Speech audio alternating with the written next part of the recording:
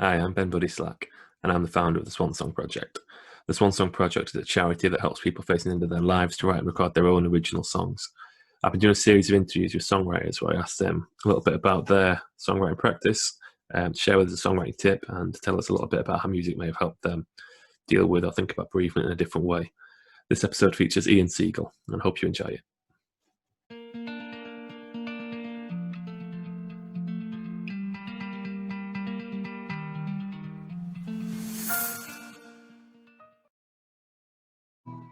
Okay, today I'm here with Mr. Ian Siegal. Thanks for joining us, Ian. It's my pleasure. Thanks for having me. So, if you've seen these interviews before, we go through three sections. First, Ian's going to play one of his songs for us. Then he's going to tell us a little bit about how he wrote it. We'll have a chat about that. And then he's going to share with us a songwriting tip. It might be useful for new songwriters. And then we're going to talk about a song that is meaningful to Ian relating to end of life and bereavement. So I'm going to hand you over to Ian. Can introduce your song and take it away whenever you're ready. Yeah, this is a song of mine I wrote, how long ago? Let me think. 8 years ago, 7 years ago. It's called I Am the Train. Right.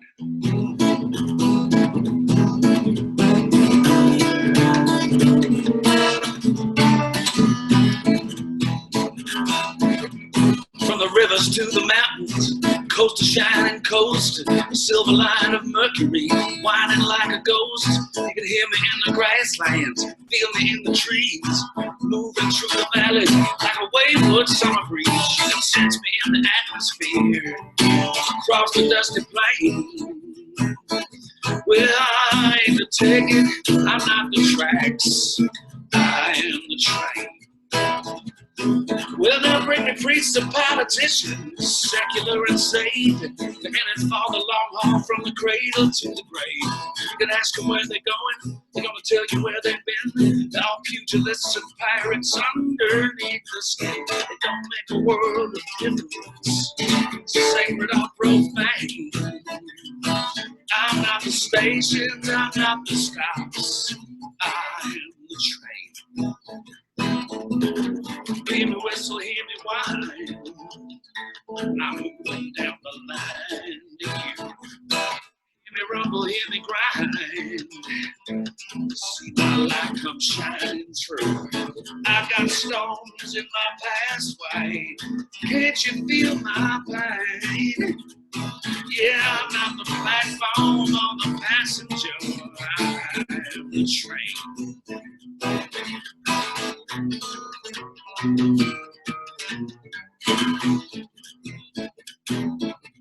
I was there through war and pestilence, there through hours of need, driven by your opulence, driven by your greed. You were master, you were slave, I see the blood upon your hands. I was built by stolen labor that you took from foreign lands. I shone a beacon in the darkness, cast a light upon your sin. You squeezed out the juice and now you're doing it again until you drive to distraction, drive you clean and sane. Yeah, I'm not the station, I'm not the stops, I am the train. Yeah, I'm not the sidings, not the blinds, the train. The mean old fireman, the cruel old engineer.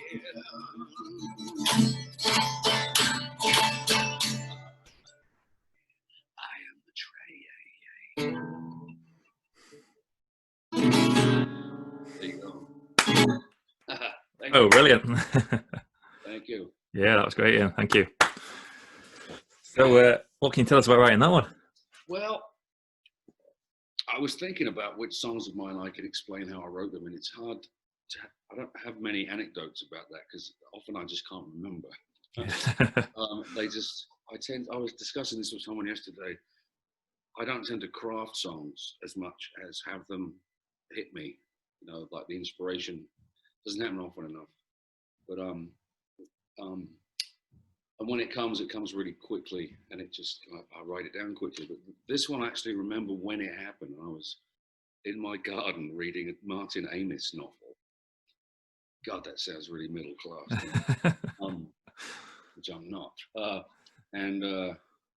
Yeah, there was the last sentence of the last paragraph of a chapter, and it said something. I can't remember exactly. It said something like, "I'm not the I'm not the engine, I'm not the station, I'm the train. And it was just, it wasn't about trains at all. It was to describe the character as sort of an alpha male, if you like, or if he was the protagonist of his own story. It was just a statement, but just that line really hit me. And suddenly I started writing this song, and it sort of became loosely about the history of the train in America. And I just started sort of joining up different imagery, and there are references to other blues songs. There's references to Chuck Berry and Howlin' Wolf in there, and Robert Johnson, and but it all came out really fast, all just based on that one line from a Martin Amis novel. So it's funny how these things happen.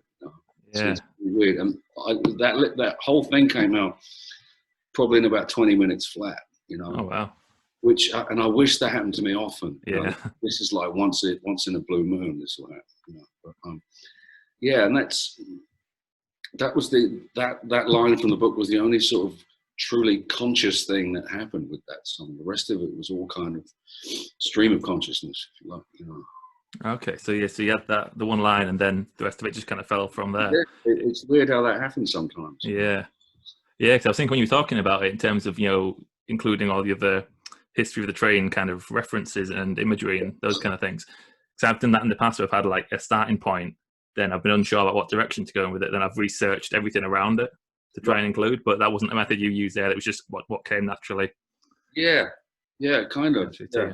There may have been. I think I was probably watching a lot of westerns at the time as well. So thinking about Chinese labourers being used to build trains that that headed west and stuff. I was sort of referencing that in the last part of the song. So yeah. Weird thing. It's again, I was talking about this yesterday. Sometimes with another songwriter, sometimes you look back and just can't remember. You look at the lyrics and it's like someone else wrote them, because you just you can't remember what you were feeling or thinking. And it's like, how did I come up with this? Where did these lines come from? It's a strange thing. Definitely, yeah. Something what's come up in a few of these interviews as well. Songwriters, saying to not try and edit yourself too much when you're in the process of writing, because a lot of the time that happens where you write something, you think, I don't like, you don't really know what you're writing about at the time. Then years later, it comes back to you with a whole different meaning. Yeah, that's very true. Yeah, it's an interesting process. Yeah, I guess everyone's process is different, but it's like I said, some people are. They craft songs. They sit down and they say, I'm going to write a song, and they do. And I'm very envious of people that can do that. I find that very difficult. But then I'm lucky that when the inspiration finally hits me, then it does tend to just fall out of the pen really, quickly. And so, I'm not sure which is better, really. I think being able to just decide, like a professional person, to sit down and say, I'm going to write a song today. I wish I had that, actually, but you just, you got to work with what you got, I suppose. Yeah, so everyone works differently. And I'm correct in thinking you won a British Blues Award for Best Original Song for that song in 2013, I think it was. I think you're right, yeah. Yeah. The reason I remember that is because that was the last time I spoke to you. We interviewed you, me and my band interviewed you for our radio show that year. Right. Yeah, which was because we were nominated for it as well. Oh, okay. I think you got it that year. Sorry. we didn't fancy our chances, to be honest. We were just happy to be there. But yeah, that was the last time I spoke to you. Okay. Yeah. So yeah, and congratulations on that. It's 7 years ago. Time flies. Time flies, isn't it? Yeah, it's great stuff. Yeah, thanks for sharing that with us. And it's interesting hearing this thing about what a song is written, what the writer wrote it about, and what it means to someone else. One of the things I always thought with that song of yours was it always reminded me of the kind of saying that like happiness is a journey more than a destination. That was one of the things that came to mind with me with it. That is, I am the train and I'm the kind, so I'm the thing that's moving, and that's what's important about life, rather than I'm the person in this role or person with this. That's very interesting achievement. I think that was also implied in the Martin Amis. I think it was about. I think that's a lot closer to the original meaning of that line. Yeah, about he's the moving part within this framework or whatever you. Yeah, I think you. That is very interesting, isn't it? How people hear things differently. I was just trying to make a very wordy song like Bob Dylan. You know, just trying to do my best Dylan. It came out more like Johnny Cash in the end, anyway. Yeah. Yeah, it worked. It worked anyway. Great song. So yeah, thanks for that, Ian. So we're moving to section 2. So this is why I ask my guests to share with us a songwriting tip that might be useful for new or aspiring songwriters. So what would your advice be, Ian? Well, that is a difficult thing. I mean, there's some really obvious things like it can be all fantasy and can be entirely from your imagination, but I think if there's an element of yourself in there, even just a bit of autobiography in there, I think that helps. But some advice somebody gave me years ago, before I was really writing much, and they co-wrote a bunch of songs with me and kind of set me on my course. And he took me to one side and said, you're afraid of failure. He said, that's what's holding you back. He says, it's your fear of failure that will make you fail. And he said, I think his phrase was, you got to throw it over the wall. He had this analogy or a metaphor of throwing things over the wall, and not to be afraid of going feet first and just putting things out there. And I know it sounds sort of simplistic, but that's some very powerful advice actually, because I think a lot of people don't sing and then because they're afraid that they'll sound stupid. But then the people that can sing and know they're good musicians are scared of putting themselves down on paper because it's too revealing, or they think it'll be lame, you know. And I think that was an important lesson for me, was to you don't lose the fear, but just kind of just go with it or ignore it, and just have some courage to just put everything down on paper and see what you can get from it. You know? And yeah, that was some of the best advice I ever got. Yeah. I don't know if it's going to make sense to everybody, but it makes perfect sense to me. Yeah, no, I agree completely. So like not being afraid to be vulnerable. Vulnerable, yeah. Yeah, and yeah, I guess that's it. Yeah, which is a terrifying thing for most people, and I think putting your own words down is a very revealing personal thing, and I can imagine it's, when you're not used to it, it's really scary. Yeah. And you do lose that. I mean, I was just thinking to myself then, do I still feel any fear? No, I just feel great pleasure if I'm managing to get something down. It's a great feeling. But I think, you know, when you're first starting out, it must be pretty terrifying actually, because maybe, you know, you're revealing too much of yourself to other people. Yeah. Yes, I guess because there's vulnerability in two areas there, isn't it? The vulnerability in being honest about yourself and about what you're trying to express, and on vulnerability in your then sharing it with, and I guess the skill side of it. People are worried if they don't sound good, or if the lyrics that aren't good lyrics, or yeah, and you know, you're only going to get better by keep doing it. I mean, well, some other advice similar, really. It's on the same idea as a professional songwriter friend. She used to teach songwriting classes, and she used to get her students to every morning to fill 2 sides of A4 with every chord, no matter what. Just write everything down. And she said, if you just get one line out of that, which might spark off a song, you know, and then in theory you could be writing a song a day, or even if you're writing a song a week, that's fairly prolific for songwriters. Yeah. One a week is pretty good going. So I think it's a similar idea, and it's just being fearless and just throwing everything out there, and then you know, seeing if you can glean something, rummaging through the debris and see if you. I mean, I've just been writing an album with some guys online, with, you know, virtual. The album's coming out next week. Oh, nice. None of us had any songs at all, and one of my fellow bandmates is John Amor, who's one of the best songwriters in the UK, in my opinion. And so I'm thinking, Christ, what am I going to come up with to not compete with John, but, you know, to keep up with him? And so I was finding scraps of notepads and little things on my phone, and going through old phones and finding anything, and just somehow cobbling together. Sometimes it's just a phrase or a word will just fit the moment, and you might join up two lines from two different years of your life, you know. And so I guess, you know, keeping everything, writing things down constantly. I'm sure a lot of people you've interviewed have said this. Just always keep a notepad and write down everything, because you never know when that one line's going to be really come in handy. Yeah, that's really good, Ian. Yeah, and what's the name of that project? Just so people, if you're watching this, want to check it out, and they can. It's called 2020 Music Collective, or 2020 MC, and it's this thing called Patreon, which is something I'd never heard of before the lockdown. Like a lot of things I'd never heard of before the lockdown. Yeah. Like Zoom.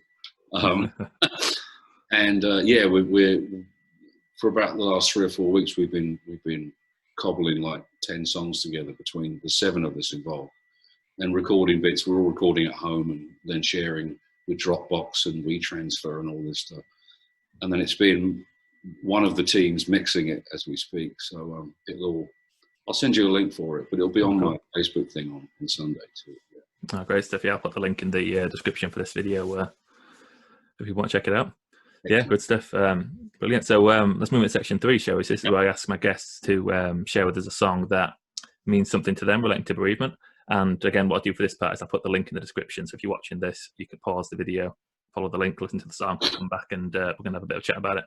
So which song did you choose for us, Ian? Well, I've been doing these live streams on Facebook every Sunday, because obviously for obvious reasons, the situation we're in, because you've got to kind of keep it going somehow. And I've been doing a theme every week, and I did blues last weekend. I thought I'd do country this week, so I've been listening to a lot of country, and then listened to a lot of George Jones. And I love George Jones, and I think, well, one of his most famous songs is "He Stopped Loving Her Today," and it's one of those beautiful songs that doesn't really reveal what it's truly about until towards the end. And it's about he stopped loving her today, and then you realise that the reason he stopped loving her today isn't for unromantic reasons. It's because he's passed away, and they're laying a wreath on his door, and it's like he finally gets to stop loving her because he's actually passed. You know, and it's really beautiful. As I said to you earlier, it could be incredibly cheesy and mawkish, but it's actually, apart from being sentimental, it's a very beautiful thing. And also, when it's sung by George Jones, it could sing the phone book. Yeah. King of Heartbreak, they call it. So yeah, it's just a very moving piece of music. And you know, but it has it's not entirely negative, if you know what I mean. It's not entirely sad. There's a beauty to it. Yeah, it's one of them beautifully, like a lot of those country songs where it feels like a very simple, the story's told in a very simple way, but it's very powerful and effective. And like, cause the first line is it about, he said that he'd love her till he died. Yeah. The song starts, isn't it? And then it tells a bit more about the story, and then you find out at the end that. Yeah. I'm getting goosebumps thinking about it. Yeah. It's just wonderful. Yeah. Very clever songwriting. Yeah. He's not someone I know a great deal about, George Jones, but he wrote Choices, didn't he? I believe so. I heard Leonard Cohen do that one, and that was where I first got into George Jones, was following from that. Which again, it's just like I've had choices since the day that I was born. I heard voices that told me right from wrong. And it's just these like really kind of simple but powerful lyrics. Well, he was a head case as a human being. He was a drug addict and an alcoholic and a terrible tearaway. But he somehow managed to charm his way through it just by being so talented. But I mean, he had a song called "No Show Jones," which was a joke about the number of gigs that he just wouldn't show up for because he'd be hammered in a bar or something. They called him "No Show Jones." Yeah. So he's quite a character. I wouldn't have liked to have lived with him. Yeah. He certainly made life interesting, to say. Yeah, thanks for sharing that with us. Yeah. We've got a few more minutes. We talked about those. You were close with 2 songs, weren't you? For which one you wanted to choose for that one? Do you want to say a few words about the other song when if you've got time? It's "I Fly Away" is an old gospel song, which and it's known in sort of bluegrass and country circles particularly. But again, it is about death and bereavement, but it's not. I played it I played it at friends' funerals, and I played it in memory of people that passed away, and people I've known, so often at gigs. And because I don't find it that negative, it's about going to a better place, or, I'll fly away. And it's not looking at death as the worst possible thing. There's a positivity to it. So it's a very uplifting song, rather than being sort of doom and gloom kind of thing. So it's one I always think of as appropriate to sing when someone's passed. Yeah, it's a beautiful song as I fly away, isn't it? Yeah. Great stuff. Yeah, well, thanks a lot for joining me, Ian. I really appreciate your time. Been a big fan for a long time, and so you're doing live streams every Sunday? Every Sunday on my Facebook page, my Ian Siegal Berry, my personal page. Yeah. Okay. Sunday in the UK, it's Sunday at 5 p.m. You did a Tom Waits one the other week, didn't you? I did a 70-minute medley non-stop. Yeah, I saw quite a bit of that. It was great. Yeah. Good stuff. Yeah, well, thanks a lot, Ian. And I'll put the links in the description so people can check out your stuff. And thanks everyone for tuning in. And I'll be back soon with another episode.